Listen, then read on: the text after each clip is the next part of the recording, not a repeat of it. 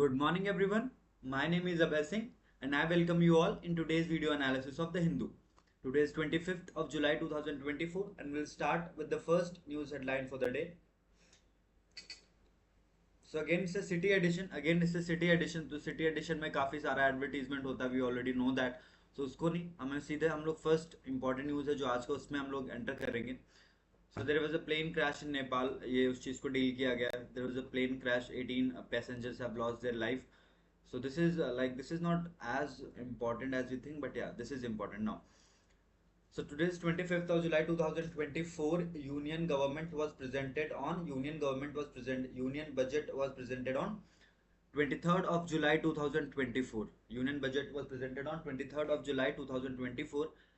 And after the presentation of budget, a lot of hue and cry in the states which are not ruled by BJP have been there. So again, opposition slams budget as unfair, government denies charge. So basically these are the accusations which are labeled by the oppositions that this particular budget is unfair. Because why this particular budget is unfair? Because there have been some extra facilities or the benefits which have been provided to the states of Andhra Pradesh and Bihar. Again, these two states, the ruling parties in these two states, is providing support to the BJP-led government at the center. That's why the opposition is claiming that the parties which are supporting Bharatiya Janata Party had got benefits, but parties which do not ruled by, which do not have a states which do not have a Bharatiya Janata Party government, they did not get anything in this particular budget. So which is a sad state of affairs, but we cannot comment on anything. It is just a fact. The allegations are labeled by the opposition and denied by the Bharatiya Janata Party. Now moving on. So this is a one disadvantage of conducting this city edition. There is a lot of advertisement in the city edition, but again, you guys are the city edition is more accessible to the normal people, to the aspirants easily. That's why we are discussing this particular city edition now. Atishi order props into UPSC aspirants electrocution death. So again, we are not going to cover this particular news.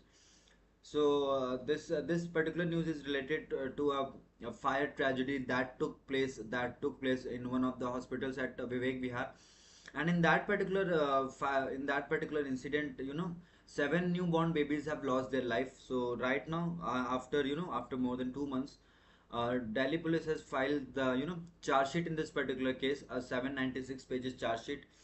Now after this particular fire incident, there were a lot of fire incident witnessed all around the country, and one such big incident was Rajkot fire incident, in which there was a fire in a gaming parlor, and 28 or 31 people have lost their life in that particular fire incident. So this is again one important news. These kind of news clearly depicts the failure of authorities at smaller level.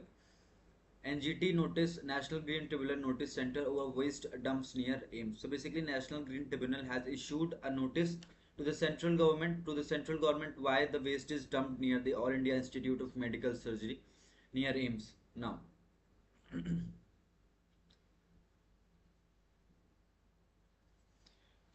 Bengal resolution to replace NEET with state exams. So basically, West Bengal government or the West Bengal Assembly has passed a resolution, and in that, the main objective of this resolution is to replace the NEET. To replace the NEET with a state examination. The resolution has passed. The resolution has been presented and also passed by the government of West Bengal. Let's see what is the fate of this particular resolution. The West Bengal Assembly on Wednesday passed a resolution urging the government of West Bengal to conduct the state-based joint entrance examination for admission of students to medical colleges for ensuring a robust public healthcare system across the state. The resolution passed under Rule 169 tabled by Minister Sobhandev Chattopadhyay stated that NEET conducted by NTA without any consultation with the state government is not desired and expected to be a federal and a democratic country like India. So basically, the kind of observation that is being made by the West Bengal government, that the state government were not consulted before this NEET examination, so we don't have any kind of say in that particular examination. So they are basically what they did, what West Bengal government did. So basically they have passed a resolution, under Rule 169, resolution under Rule 169, And what is this resolution? This resolution is basically talking about replacing NEET examination with a state examination. And there is a lot of hue and cry in the state after this particular NEET examination, and every year there are some kind of discrepancy which comes all together. So to solve these kind of problems, West Bengal government has passed a resolution, and they will replace the NEET examination, and that is the main objective of this particular resolution. The minister added that before 2016, when the entrance examination was held by the state, there were no allegations of irregularities.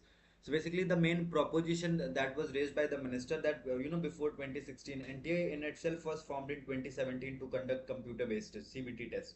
But again, CBT mode test. But again, before 2016, the state government has the authority to conduct state level medical entrance examination. After the introduction of NEET, that particular right was snatched from the state. And also these kind of things affect the federal structure of any country. We are a federalist structure, we are a federal country, we are the biggest federal country in the world. We have a population of 1.45 billion people. So these are the facts that we have to consider. Bihar Assembly passes bill to curb paper leaks in government recruitment examinations. So basically, so many states in India are passing this kind of bill. So again, the Bihar is next in the queue. So Bihar is next in the queue. They had passed this particular bill. The Bihar Assembly on Wednesday passed a bill aimed at curbing question paper leaks and malpractices in government recruitment examination in the state. The Bihar Public Examination Prevention of Unfair Means Bill 2025 was tabled by Parliamentary Affairs Minister Vijay Kumar Chaudhary and passed by voice vote amid a walkout by the opposition. The bill stipulates severe punishment, including a prison term of 3 to 5 years and a fine of rupees 10 lakh for those involved in such malpractices. So basically, Bihar Assembly passed a bill which is related to this paper leak and all, and the punishment that was stipulated in this particular bill is 3 to 5 years and a fine of rupees 10 lakh. Now these kind of bill are very important to to kind of generate a sense of belongingness, a sense of trust on the authorities which are conducting the examination, because there are few students who do such kind of malpractices, but because of those students, like 99.99% students suffer. Suppose take the example of NEET. Nobody knew how big how at how big level at how big level malpractices have been performed by this student. But again, there were 23.33 lakh students who have gave this particular examination, and suppose take the example there were 1,000 students. So again, because of 1,000 students, the future of 23 lakh 32,000 student is at stake. So we have to understand that why these kind of bill are very important. Chhattisgarh Law University introduces menstrual leave. So this is the kind of positive news. This is a kind of positive news that is coming all the way from Chhattisgarh's National Law University. That is Hidayatullah National Law University, HNLU. Hidayatullah National Law University has announced menstrual leave for its student. This makes HNLU the first university in Chhattisgarh to implement a menstrual leave policy, even as it joins several other universities in the country that have made similar announcement. So basically, Hidayatullah National Law University (HNLU) has taken a very decent step, taking a very humane step by announcing menstrual leave for its student. And this is not the first university in the country which has done such thing. HNLU is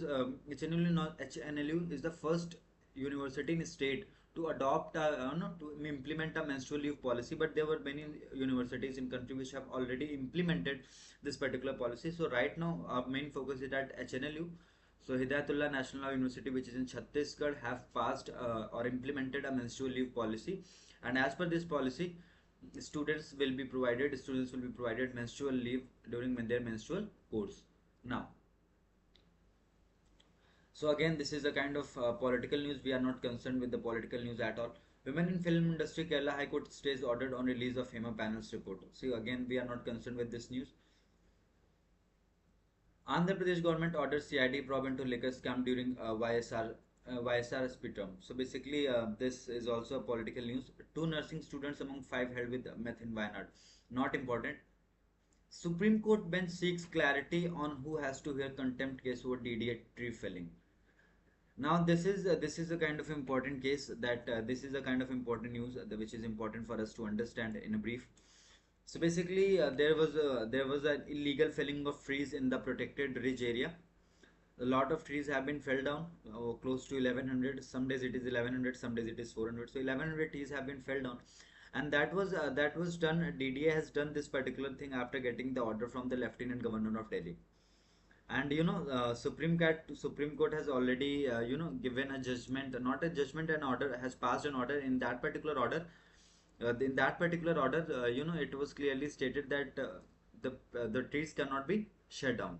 So basically, Supreme Court is stating, and Supreme Court is kind of introspecting that to whom we have to uh, call for the contempt. Either it's DDA or the LG of the Delhi.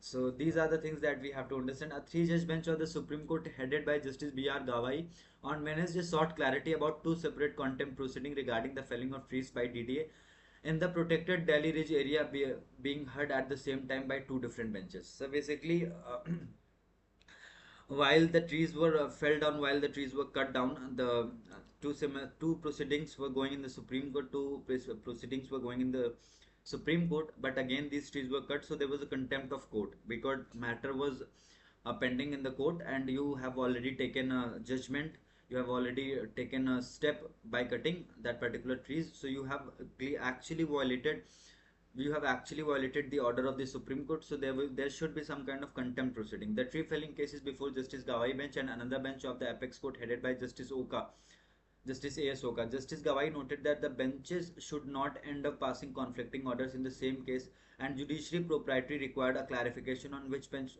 would should continue to hear it. Justice Gawai noted that though the contempt proceeding with regard to the felling of trees were initiated by his bench in April 2024, the other bench had also started contempt proceedings on the issue in May. It would have been more appropriate for the other bench to seek clarification from the Chief Justice of India before initiating the contempt proceeding. Justice Gawai, heading the bench, comprises Justice P.K. Mishra and K.V.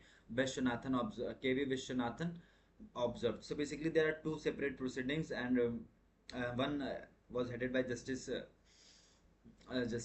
Gawai, Justice Gawai, and the another bench was that is being headed by Justice Oka.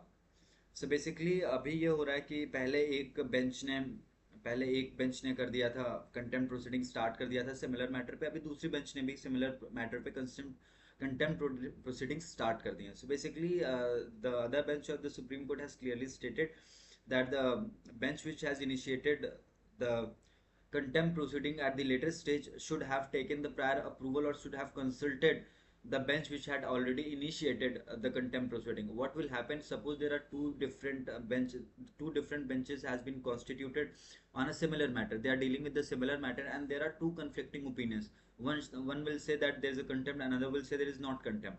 So again, if you will follow one judgment, then what will happen? आप दूसरे का contempt वैसे ही कर रहे हैं. इसीलिए ये particular चीज में बोला गया है कि प्रॉपर कंसल्टेशन की रिक्वायरमेंट थी चीफ जस्टिस ऑफ इंडिया से भी करना चाहिए because he is the master of the roster. One of the advocates said that the contempt proceedings were initiated in separate matters. The bench observed that appropriate course for any bench would have been to refer the matter to the CJI and get the order as to which bench should hear it, because ultimately it is the Chief Justice of India who is the master of the roster. We don't want to say anything on a question of propriety when another bench is already seized of the matter. Whether the subsequent bench could have looked into it, the bench asked. So basically, this is an internal dispute, not a dispute. Actually, it's an internal confusion amongst the judges of Supreme Court. So let them solve this particular issue. Let them solve this particular issue. But you should know only one important thing, only few important things from this particular article, that CGI is the master of the roster. CGI is the master of the roster. Two simultaneous proceedings were going on. Initially किसी एक में issue किया गया था contempt proceeding, फिर later on दूसरे में भी कंटेम्प्ट प्रोसीडिंग इशू कर दिया गया था. तो बेसिकली ये बोला जा रहा था कि जहाँ पे जिस दूसरे बेंच ने बाद में इशू किया कंटेम्प्ट प्रोसीडिंग, क्या उन्हें प्रायर अप्रूवल या प्रायर कंसल्ट नहीं करना चाहिए था उस बेंच से जिसने ऑलरेडी कंटेम्प्ट प्रोसीडिंग्स इशू कर रखी हैं. So now moving on the editorial part. So again, budget was presented day before yesterday. So this particular article is related to budget only. We will be discussing this particular article in detail.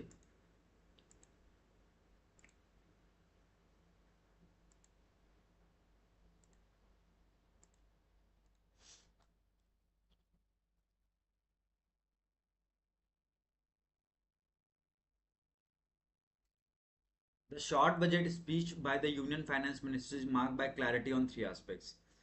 The first, the intentions and vision for Viksit Bharat at the rate 2047, at the rate 2047. So basically, in 2047, we will complete a century of our independence. India got independence in 1947. So our vision is to make India a developed country or a Viksit Bharat by 2047.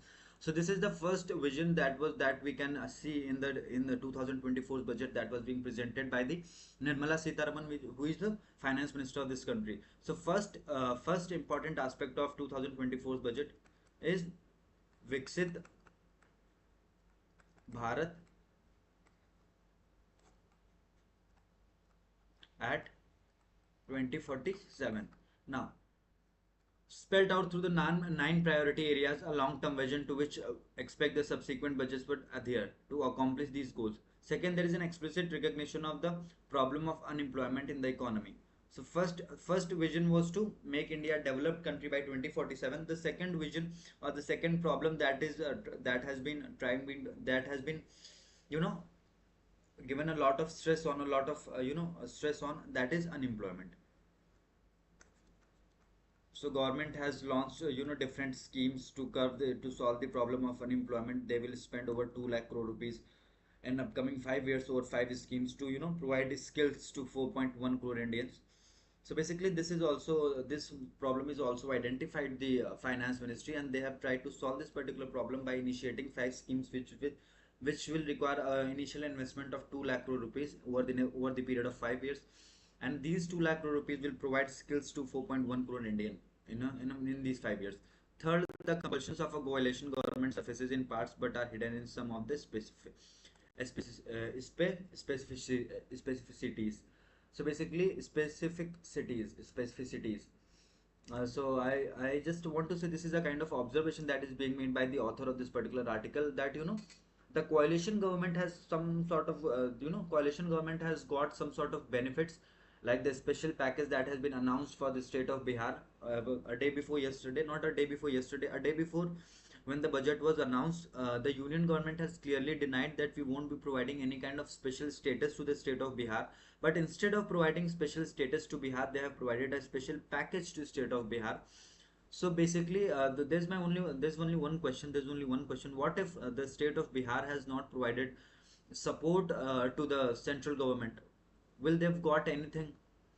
Will they get anything from the center? So these are the questions that we have to raise, that to get specific kind of benefits for the state, you have to provide certain kind of support to the government at the center, then only you will get the benefits, because this is not about the Bihar or Andhra Pradesh, this is about the other states as well. Because if we compare the situations of other states with the state of Andhra Pradesh and Bihar, then we will find there are other deserving states as well which deserve this kind of special package. For example, take the example of Karnataka. Bangalore, a lot of water a lot of water scarcity was faced by the resident of Bangalore. So these are the things that we have to also. There are pros and cons of having. Uh,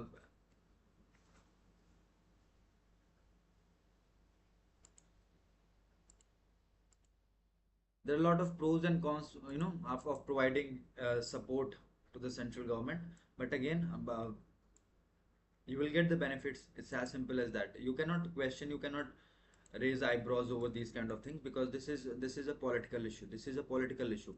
उनका जिन्हें मन किया देने का budget में, उनको उन्होंने दिए पैसे. जिसका स्टेट को मन नहीं किया पैसे देने का, उसको उन्होंने पैसे नहीं दिए. The overall fiscal deficit has been lowered to 4.9% compared to 5.1% targeted in the interim budget. Now, what is interim budget? Interim budget is a budget which is presented for a very brief period of time. Now, what is the interim budget? Now, let's see what is the interim budget. So, interim means temporary. So, what is the interim budget? Interim budget is a temporary budget which is presented, or which is implemented for a brief period of time. So basically, in the election year first, there is an interim budget. Why there is an interim budget? Suppose Bharatiya Janata Party was in the power before the 2024 Lok Sabha elections, and After the elections, the India bloc came into power. This is just one example to make you understand the meaning of interim budget. So basically, if there is a change in the power, if there is a change in the power, in the change in the nature of the power, change in the hands of the power, अभी power किसके हाथ में? So basically, मान लीजिए पहले BJP की government थी, later on it became India bloc. So क्या होगा, बीजेपी ने जो पॉलिसीज फ्रेम की होंगी, बजट बीजेपी ने जिस हिसाब से बजट एलोकेशन किया होगा, फिर उस हिसाब से इंडिया ब्लॉक को काम करना होगा. So this is the first reason that election year में हम लोग एक इंटरिम बजट प्रेजेंट करते हैं, ब्रीफ पीरियड के लिए बजट प्रेजेंट करते हैं. फिर वापस से जब लोकसभा के इलेक्शंस कंक्लूड हो जाते हैं, मिनिस्ट्री अपने चार्जेस को अज्यूम कर लेती है. फिर उसके बाद हम लोग नेक्स्ट जो सेशन होता है उसमें बजट हम लोग अनाउंस करते हैं. फुल फ्लेजेड बजट हम लोग तभी प्रेजेंट करते हैं. इसके पहले हम इंटरिम बजट प्रेजेंट करते हैं टू अवॉइड एनी कन्फ्लिक्ट, कि अगर there is a change in the government, so कोई कन्फ्लिक्ट ना हो. इसीलिए हम लोग पहले इंटरिम बजट प्रेजेंट करते हैं इलेक्शन ईयर में. फिर उसके बाद हम एक फुल फ्लेजेड बजट प्रेजेंट करते हैं जब इलेक्ट होकर के पार्टी पावर में आ जाती है. अभी इस साल में फिजिकल डेफिसिट का मतलब क्या होता है? जब टोटल कैपिटल, जो टोटल हमारा एक्सपेंडिचर होता है वो हमारे रिसीव्ड से ज़्यादा होता है, तो देर is a physical deficit. Now, the size of the budget has gone up only marginally. This also means that the overall borrowing program of the government is almost unchanged. In fact, it has come down marginally, through the cut in borrowings is smaller than what could have been possible with the buoyant revenue collection. So basically बहुत सारी चीज़ें unchanged ही हैं budget में, कुछ बहुत ज़्यादा change हुआ नहीं है. जैसे हम हमारी जो हमारा बोरोइंग का टारगेट था, जितना हम बोरोइंग करने वाले थे, वो टारगेट भी ऑलमोस्ट सिमिलर है, या बहुत मार्जिनल डिफरेंस आया. First, the budget estimates for 2024-25 show only marginal increase in allocation of most of the item expenditure in compared to that of 2023-24. In fact, some of the key item it shows a decrease. So basically एक बहुत ही मतलब minor सा budget allocation हुआ है. First, the budget estimate for 2024-25 show only marginal increase in allocation in most of the items of expenditure. So basically जितने भी हमारे expenditure वाले आइटम्स थे, जो एंट्रीज हमारे एक्सपेंडिचर वाली थी, उनमें बहुत ही माइनर इंक्रीमेंट हुआ as compared to 2023-24. In the case of commerce, industry and energy, we find a decline in budget estimates for 24-25. But एक specific industry ही ऐसा है, कॉमर्स इंडस्ट्री, जिसमें क्या हुआ है कि बजट थोड़ा सा नीचे भी डिप हुआ है 2024-25 में. ठीक है. अभी क्या, effective capital expenditure which is capital expenditure plus grant in aid for creation of capital assets have come down when the compare revised estimates and provisional actuals for 2023-24. So our capital expenditure has also gone down if we compare it with 2023-24. So the capital expenditure has gone down sufficiently, not sufficiently, but yeah, it has gone down. It has gone down. The decline in revised estimate compared to budget estimate in an indication of the lack of capacity of the government to spend. So basically, this is a kind of, not a kind of minute observation, but this observation is very important. If we look, then government has tried to marginally reduce the budgets for various schemes. So this basically means one more thing. This basically means one more thing, that the ability of the government to spend has reduced significantly. That's why they are reducing the budgets for various schemes, which is likely to undermine the expected multiplier effects of such expenditures. Thus, we need to wait and watch as to how much of the proposed outlays are utilized. Further, the same levels of capital expenditure imply that the government would bank more on private investment, as indicated in the economic survey, which has not been registered a significant increase in recent years. So basically, government has not made such allocations to the capital expenditure as of now, but government would rely more on banks and private investment for the capital expenditure expenses, and this particular thing was highlighted in the economic survey as well. So this is my humble suggestion, that if you can get a gist of economic survey from somewhere which is around like 5 to 8 pages में, अगर आपको कहीं से gist मिल जाए, so you can have a look into that, कि what are the important things that are presented in the economic survey.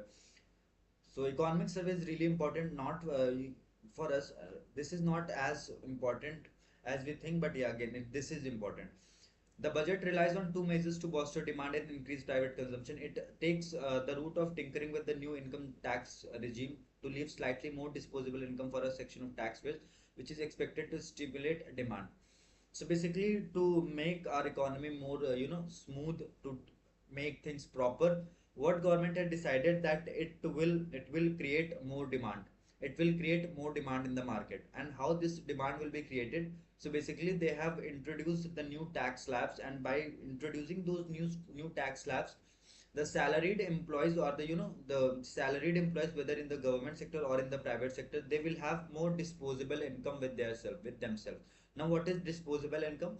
So disposable income basically means जो आप सारे expenses करने के बाद जो income आपके पास खर्च करने के लिए बच जाती है, that is your disposable income. So what government is trying to do is that basically they are trying to create more demand by leaving more disposable income with the citizens of this country. And how this disposable income will be increased? They will reduce the taxes, so you have to pay the taxes in so you have to pay less taxes, so you will be left with more disposable income. So you will demand more. अब आपके पास क्या होगा, जब आपके पास पैसे खर्च करने को ज्यादा बचेंगे, तो ऐसा जरूरी नहीं कि आप सारे ही पैसे खर्च कर देंगे, बट आप उसमें से कुछ पोर्शन तो आप डिमांड इंक्रीज करने में लगाएंगे. सो उससे क्या होगा कि मार्केट में इकोनॉमी में करेंसी का जो फ्लो है वो बहुत स्मूथ रहेगा. ठीक है, जब लोगों के पास पैसे खर्च करने को ज्यादा रहेंगे तो वो चीजों की डिमांड करेंगे, तो फिर उसका प्रोडक्शन भी बढ़ेगा. अगेन इससे एक हेल्दी कंपटीशन मेंटेन होगा. क्यों? बहुत सारे कॉम्पिटिटर, बहुत सारे प्लेयर्स मार्केट में रहेंगे. So these are the things that are very important. इसीलिए डिस्पोजेबल इनकम का होना बहुत जरूरी है कि नॉर्मल इंडिविजुअल के लिए, so that they can run their daily expenses and day to day expenses. और इसी चीज को इंक्रीज करने के लिए गवर्नमेंट ने डिस्पोजेबल इनकम को इंक्रीज करने के लिए क्या किया है, टैक्सेस को कम किया, so that people of India are left with more disposable income. Now, given the growth in the indirect tax collections, there was more room for income tax reliefs, which could have been useful to not stimulate demand but also increase dwindling household savings. This is an opportunity mistaken. The budget expects employment growth to take place, imparting more incomes and hence higher demand in the economy. So basically, this author is trying to make a point here that the government has a lot of sources of tax revenues. There was increase in the indirect taxes as well. Indirect tax collections में भी increment हुआ है. So what this author is suggesting that the government could have done, what government could have done, they could have reduced the taxes. They could have reduced the taxes. So this reduction in taxes will create more demand. Will create more demand. And the budget expects employment. So basically, the government has taken some brave steps, some bold steps in the area of employment. So what this author is suggesting that जब लोगों के पास employment होगा तो लोगों के पास क्या होगा, पैसा होगा तो disposable income भी होगी, disposable income होगी तो वो पैसा खर्च करेंगे, जब पैसा खर्च करेंगे तो क्या होगा, डिमांड फिर से शूट अप करेगी. So this is a kind of circle.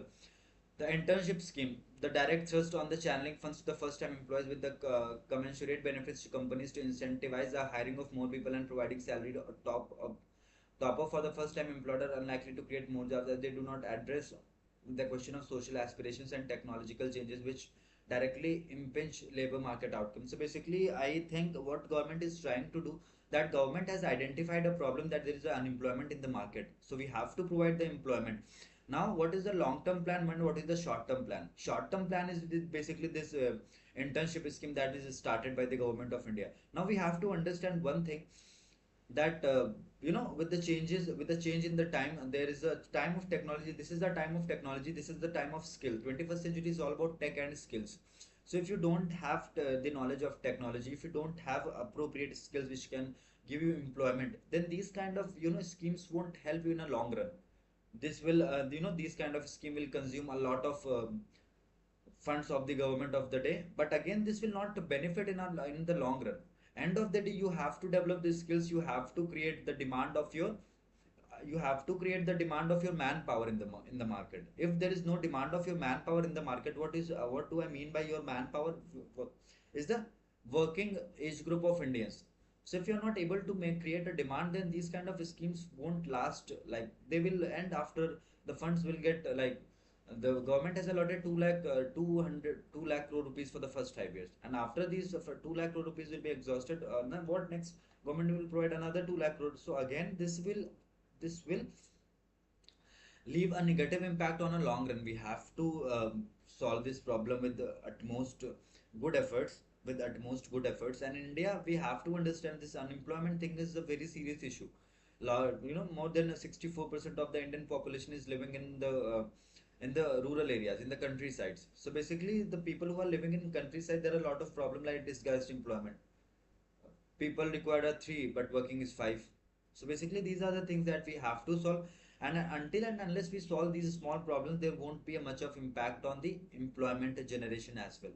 Because this lot of fake colleges cluster, जो ये fake colleges का cluster create हो गया, या जो ये पैसे दे करके डिग्री बांटने वाले कॉलेजेस का जो क्लस्टर डेवलप हुआ है, इसकी वजह से क्या हुआ, लोगों के पास डिग्री इजीली अवेलेबल है बट स्किल अवेलेबल नहीं है, नॉलेज अवेलेबल नहीं है। तो इन सारी चीजों की वजह से क्या हो रहा है कि इम्पैक्ट इसका थोड़ा सा बड़ा है। Employment growth is also expected to take place with the revival of the micro small and medium enterprises sector through the credit route with the guarantee scheme being launched, beside asking banks to have their own models for lending that is not linked with collateral. Assistance to states such as Andhra Pradesh, Bihar, Odisha, and Jharkhand is also expected to give an indirect push to investment and employment, along with the thrust of housing in urban and rural areas. So now the next important thing is that government of the day, that is NDA-led Bharat, NDA-led Union government had decided that they will increase the limit of collateral-free loan that is provided under MSME, that is provided for the MSME sector, micro small and medium enterprises के लिए जो हम लोग loan provide करते हैं उसकी हम limit को, कोलेटरल फ्री जो लोन हम प्रोवाइड करते थे उसको क्या करेंगे, उसको हम लोग थोड़ा सा डबल कर देंगे, थोड़ा सा डबल करेंगे, थोड़ा सा क्या मतलब उसको डबल करेंगे। और कुछ स्टेट्स को हम लोग फाइनेंशियल असिस्टेंस भी प्रोवाइड कर रहे हैं, states like Andhra Pradesh, Bihar, Orissa and Jharkhand. ठीक है। अब देखिए एक और इम्पॉर्टेंट चीज है, अभी बैंक को भी बोला गया कि वो लोग कुछ ऐसा मैकेनिज्म डेवलप करें कि that so that they can provide collateral free loan to MSME. अब माइक्रो स्मॉल मीडियम एंटरप्राइजेस के डेवलपमेंट के लिए अभी क्या होता था कि इंडिया में 10 लाख रुपए तक का आपको लोन दिया जाता था, loan of 10 lakh rupees under the Mudra loan scheme, micro units development and refinance agency limited. Under Mudra loan scheme you will be provided a loan of 10 lakh rupees, जिसे हम तरुण तरुण लोन बोलते थे। ठीक है। तो जिन लोगों ने ये 10 लाख रुपए का लोन अवेल करा था अंडर द मुद्रा योजना, वो लोग जिन्होंने रीपेमेंट कर दिया, they are eligible to get a loan of rupees 20 lakh under the Mudra scheme. So basically this is a kind of big announcement. This will provide a push to the MSME sector. And why MSME sector is important? Your country is run basically how much you are producing, how much you are manufacturing. The strong is your manufacturing, the strong will be your economy.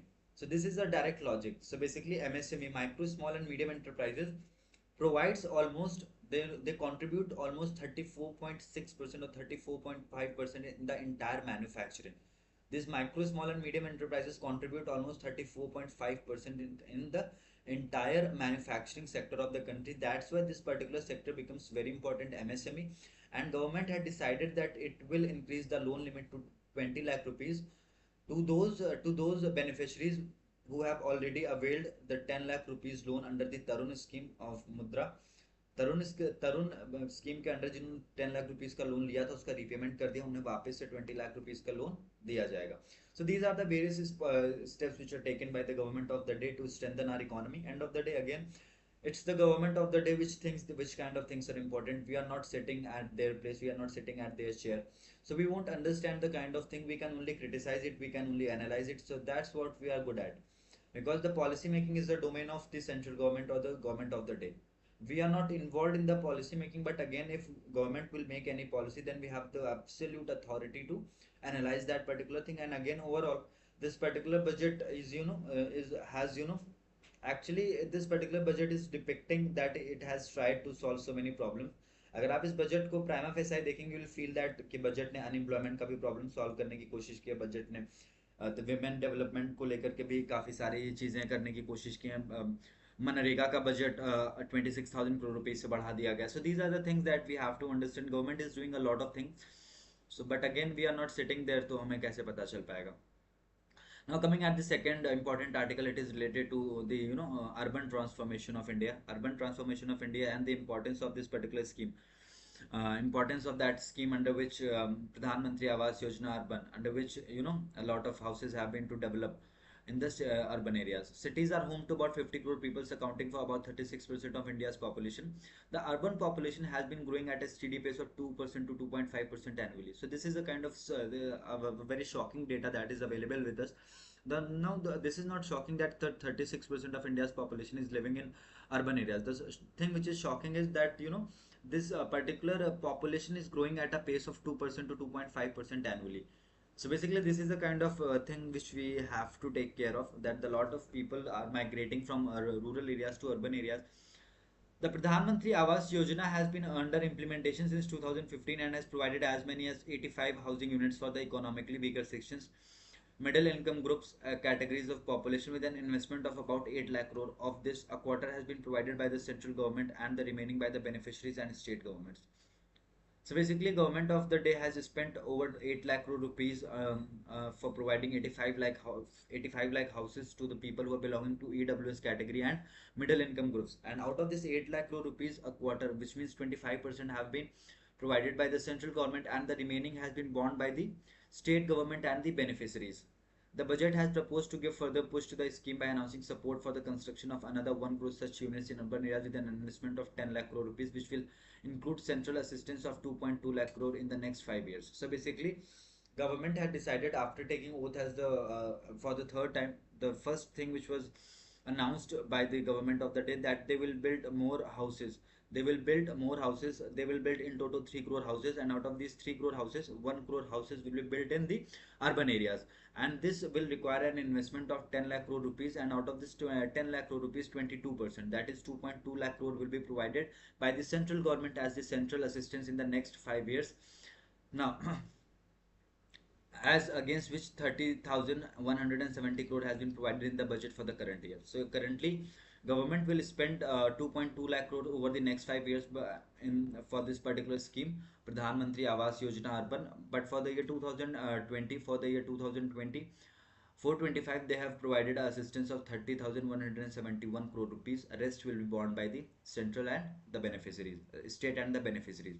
The migrant population working in industries has been surviving in journal in slums and yearning for a roof over their heads and a functional housing unit close to their workplace. The budget has announced new rental housing with dormitory type accommodation for industrial workers. This is in my size to develop in PPP model with upfront financing support under the viability gap funding scheme. So basically, what government is trying to do, the government will kind of build infrastructure, a dormitory type accommodation for industrial workers near their workplaces, so they can avail the benefits of, so at least they don't have to worry about a roof over their head. They will have a certain place to live, and meanwhile government is building the houses for these people, another 1 crore houses for the next 5 years, in next 5 years, for which government will spend close to 44,000 crore rupees every year. The core infrastructure requirement for cities include water supply, sanitation, road and sewage systems specific to the cities, the Atal Mission for Rejuvenation and Urban Transformation. So this basically, this particular scheme or this particular mission, Atal Mission for Rejuvenation and Urban Transformation, Amrut Mission, was launched by the government of India. And this particular mission has been allotted a fund of rupees 8,000 crore rupees, which may seem like insignificant, but again, it's 8,000 crore rupees. It will certainly leave certain kind of impact.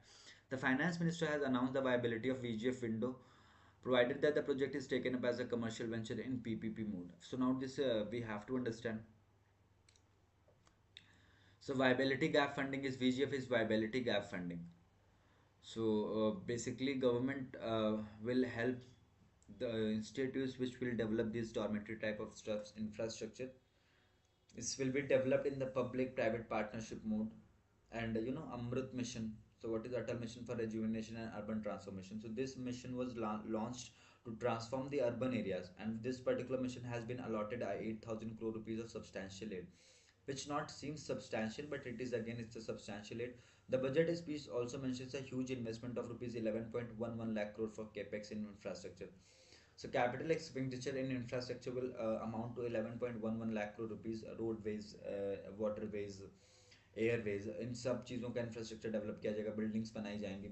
While this could include highways and many other sectors, cities can also make effort to partake a share in it. Similarly, a provision of 1.50 lakh crore is made available to states as an interest-free loan for infrastructure development. So basically, government has created a corpus of 1.5 lakh crore rupees, and out of this corpus, state will be provided an interest-free loan for infrastructure development, which is a good news for the state because they will get an interest-free loan of 1.50 lakh crore rupees from central government. There are 28 states and 8 UTs in India which can claim this benefit. The smart cities mission, so we won't be discussing much about this particular mission. This was launched in the smart cities mission was launched in 2015. It was due to complete in 2020, but again, after 2020's deadline, there have been two extensions. Again, we are not able to complete this mission in May 2024, in June 2024, so we have to extend the deadline. Now the next deadline is 31st of March 2025. So by 31st of March 2025, the smart cities mission will be accomplished. This is the next target. The smart cities mission that was launched in 2015 was provided budgetary support of rupees 8,000 crore rupees. So basically, this particular mission, the smart cities mission, has been provided support of 8,000 crore rupees only, and which is very less. Which is very less. You want to develop 100 cities of world standard, and you are providing only 8,000 crore rupees to develop these 100 cities. Now you have already made certain kind of investment, but again those investment are very small. Those investments are not substantial. That's why you have to extend the deadline again and again. Because why? Because you are not allowing proper budget, you are not providing proper finances to those particular schemes. That's why you have to extend the deadline again and again.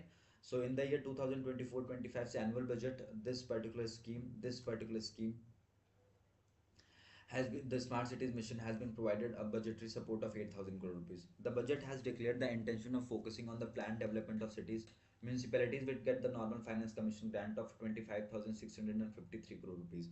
So basically, municipalities will get a total of 25,653 crore rupees from the central government.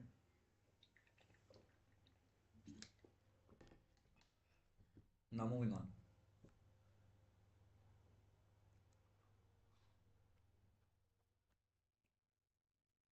Solid waste management is perhaps the biggest challenge that most cities face today. The budget has announced a special thrust to introduce a bankable project for solid waste management in collaboration with state government and financial institutions. State and municipalities can also make use of the VGF for this purpose.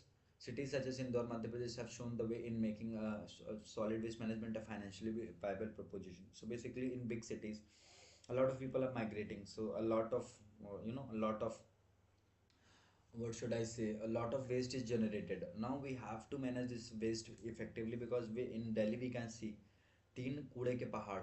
This is the identity of another identity of Delhi. Why? Because Delhi is not able to manage the solid waste of their residents and of their state. So that's why the solid waste management becomes very important for the big cities.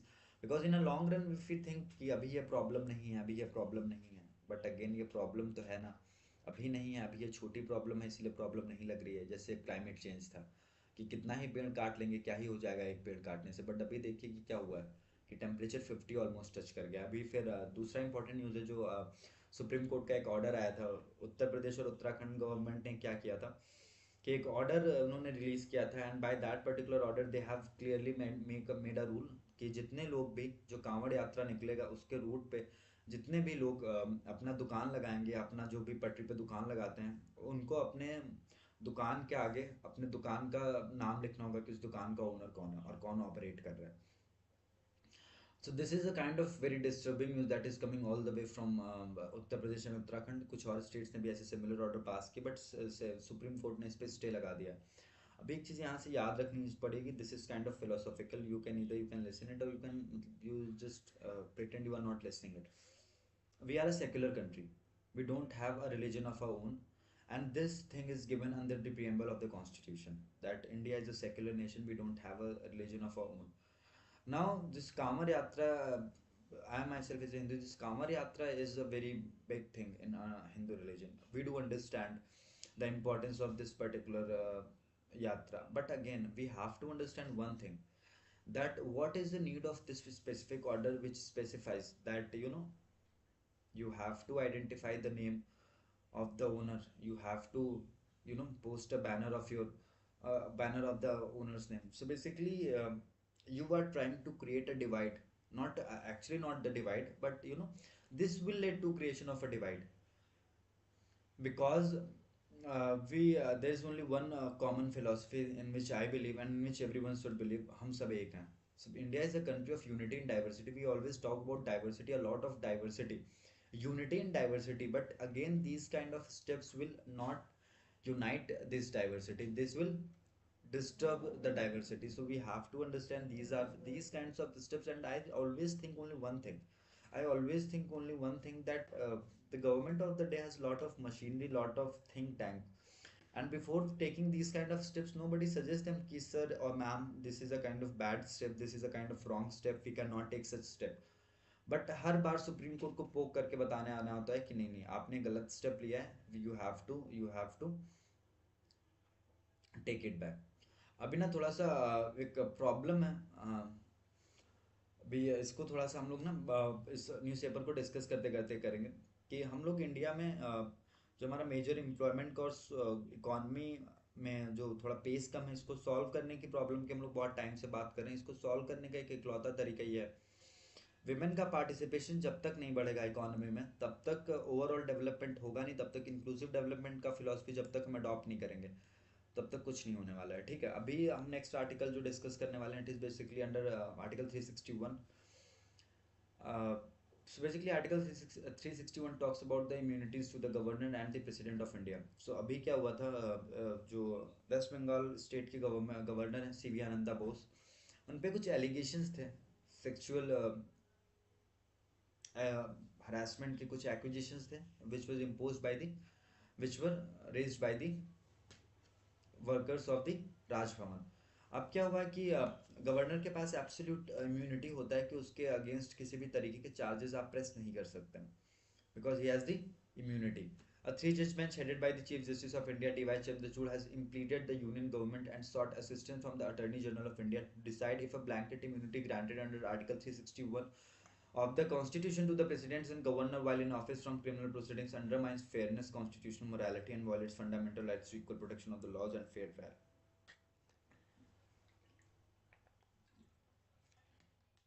So basically, what kind of assistance had been sought from the central government, that the Supreme Court has clearly asked what is the importance of Article 361 of the Indian Constitution and whether Article 361 supersedes the fundamental rights of equal protection of laws and fair trial.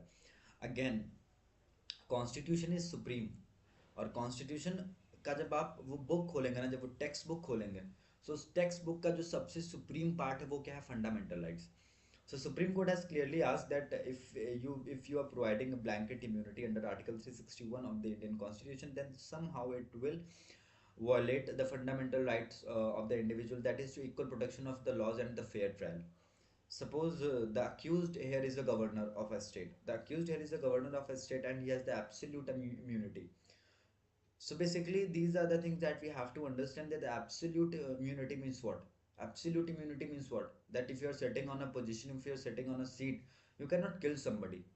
Absolute immunity doesn't mean that. Absolute immunity means कि आप अगर कोई regular काम करने, if you are doing your regular work, और उसको काम करने के बीच में अगर आपका कोई ऐसा चीज़ हो जा रहा है कि आपको कुछ ऐसे स्टेप्स लेने पड़ रहे हैं, सो उससे आपको इम्यूनिटी मिल सकता है। बट अगेन, आप किसी को, अगर आप ऐसे एक्विजिशन है कि आपने किसी को सेक्सुअली हरास किया है, तो फिर इस चीज़ को लेकर के इम्यूनिटी देना इज अ बैड थिंग।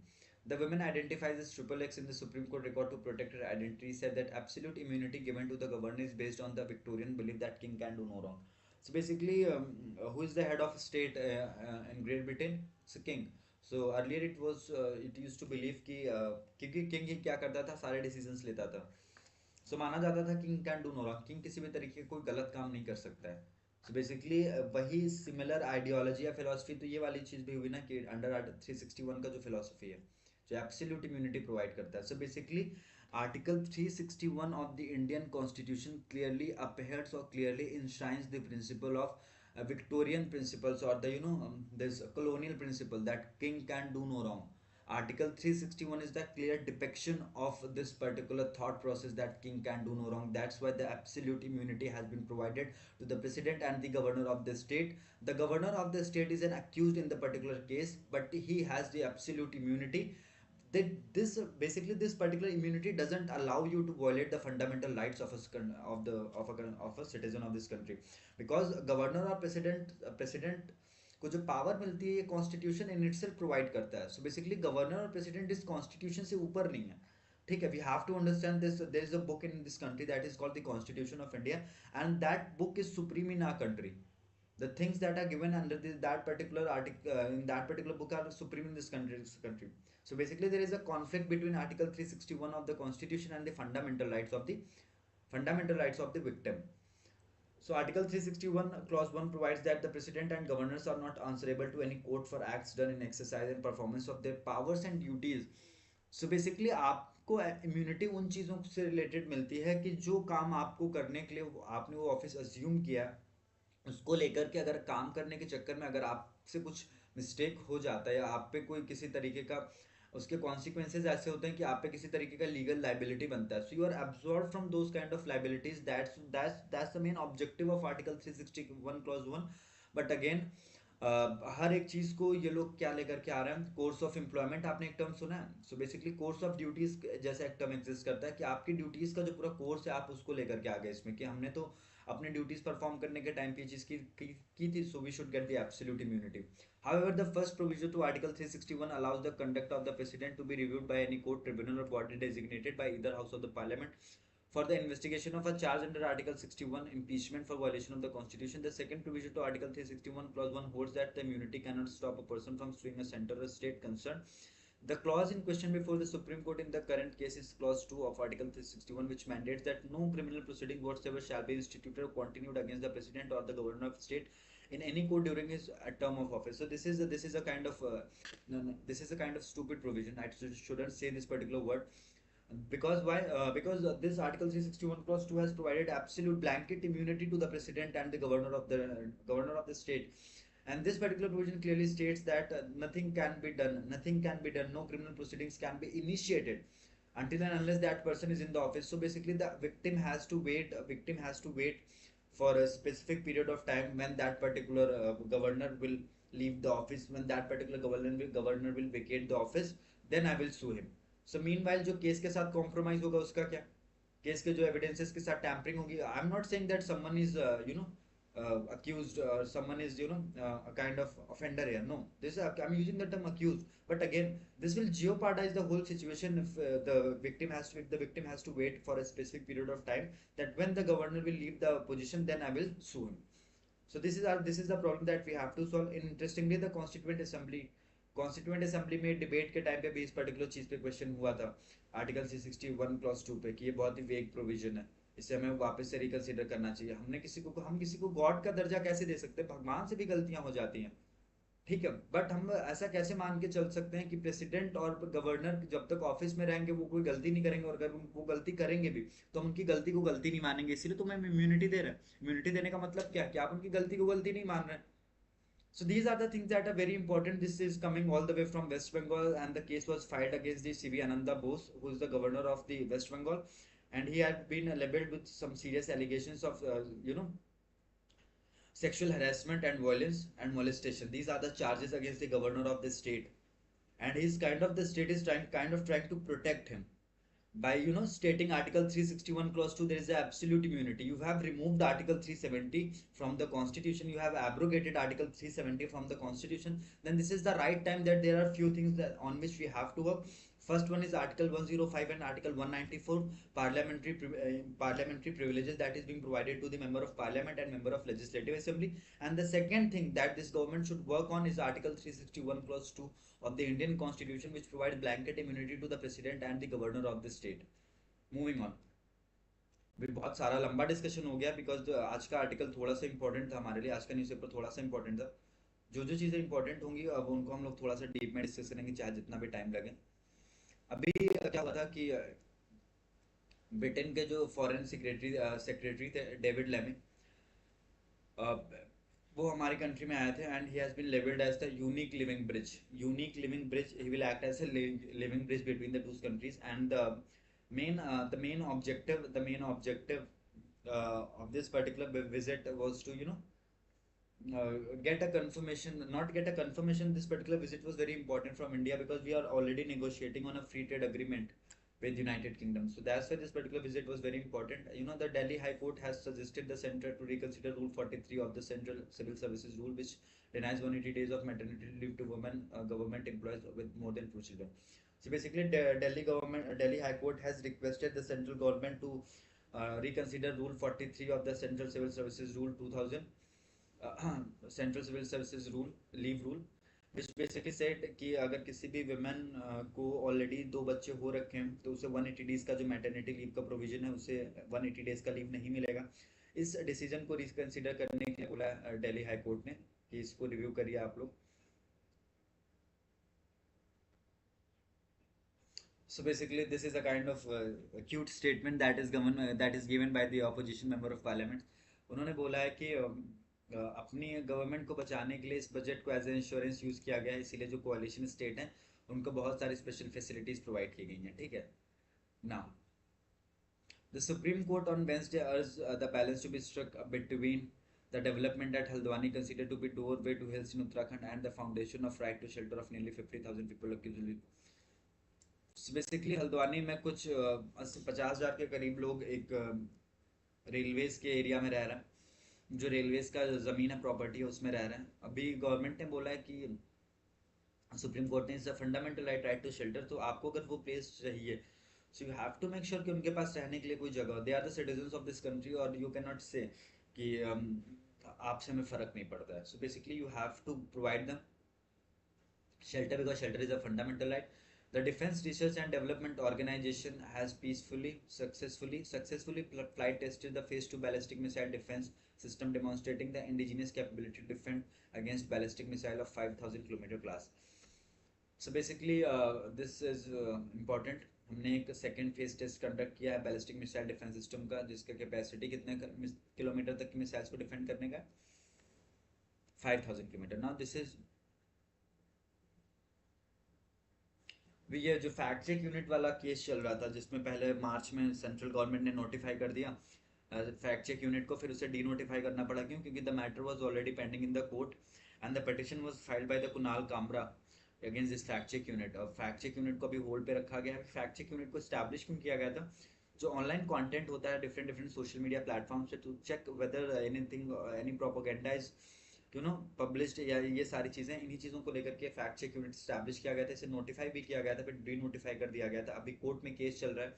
सो उस कोर्ट में बेसिकली सेंट्रल गवर्नमेंट ने अपने आप को डिफेंड किया, यूनियन गवर्नमेंट ने भी अपने आप को डिफेंड किया। सो बेसिकली बोला गया कि this particular fact check unit is a violation of fundamental rights का वायलेशन है, freedom of speech and expression का वायलेशन है। But again I want to understand one thing, fact check unit, the name suggest in itself suggest it's a fact check unit. अगर आप कोई गलत fact state करके किसी की इमेज को टार्निश कर रहे हैं, then you are committing an offence. तो आपको उसके लिए there should be a fact check unit. I completely believe that there should be a fact check unit. But again कुछ कर्ब्स, कुछ ऐसे रिस्ट्रिक्शन फैक्ट चेक यूनिट पे भी होनी चाहिए कि अगर वो कुछ भी स्टेटमेंट ऐसा दे रहे हैं या कुछ गलत स्टेप ले रहे हैं, तो उनको क्रॉस चेक किया जा सके। अभी दूसरा इंपॉर्टेंट न्यूज है that is coming all the way from Philippines. Philippines में एक टाइफून आया, गियामी। बस आप लोग को नाम याद रखना है, गियामी, GEAMI, गियामी। स्पोर्ट्स सेक्शन में आज के डे में क्या इंपॉर्टेंट है? India's athletics aspirations rest on the golden arm of Neeraj Chopra. So Neeraj Chopra के ऊपर कितना ज़्यादा रिस्पॉन्सिबिलिटी है, कितना इंडिया का एक्सपेक्टेशन कितना है, that that this man will get us a gold, this man will get us a gold. So these kind of expectations are on Neeraj Chopra again. Everybody to this 25 July 2024 Olympics का 33rd addition कल से start हो रहा है। सो हम लोग को वो भी देखते रहना, आप लोग प्लीज़ उसे कवर करते रहिएगा, ठीक है। With this we have completed the news analysis of 25th of July 2024. I hope अब बहुत ज़्यादा आज टाइम लग गया, आई नो बहुत ज़्यादा आज टाइम लग गया, बट अगेन आज का न्यूज़पेपर इंपॉर्टेंट था, कुछ इंपॉर्टेंट आर्टिकल्स थे और छोटी छोटी न्यूज़ें बहुत इंपॉर्टेंट थी, तो हमने सब कुछ कवर किया है।